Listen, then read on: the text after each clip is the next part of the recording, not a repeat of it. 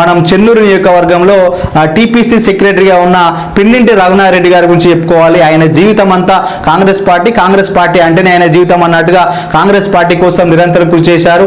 ఎంతో మంది అంతకుముందు గతంలో ఉన్న ఎమ్మెల్యేలు ప్రలోభాలకు గురి చేసినా, డబ్బులు ఆశ చూపినా కూడా ఆయనను దేనికి లొంగకుండా ఒక విధంగా జిల్లా అధ్యక్షులుగా ఉన్న ప్రేమ్ సాగర్ రావు గారి కుటుంబంతో సన్నిహిత సంబంధాలు ఉన్నప్పటికీ చెన్నూరు నియోజకవర్గంలో వివేక్ వెంకటస్వామి గెలుపు కోసం రఘునాథరెడ్డి గారు కూడా తన జీవితాన్ని సర్వస్వం త్యాగం చేసినట్టు కనిపిస్తుంది. ఒక విధంగా రఘునాథరెడ్డి గారికి కూడా ఇప్పుడు నామినేటెడ్ పదవి ఖచ్చితంగా అనివార్యంగా అతనికి ఇవ్వాల్సిందే.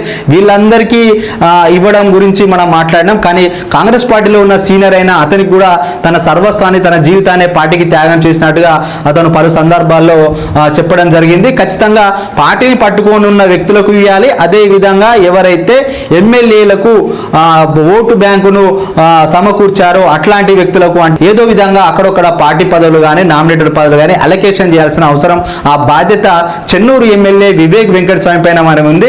మరి వేచి చూద్దాం, వివేక్ వెంకటస్వామి గారు ఎవరికి తలొగ్గి నామినేటెడ్ పదవులు కట్టబెడతారో భవిష్యత్తులో వేచి చూద్దాం.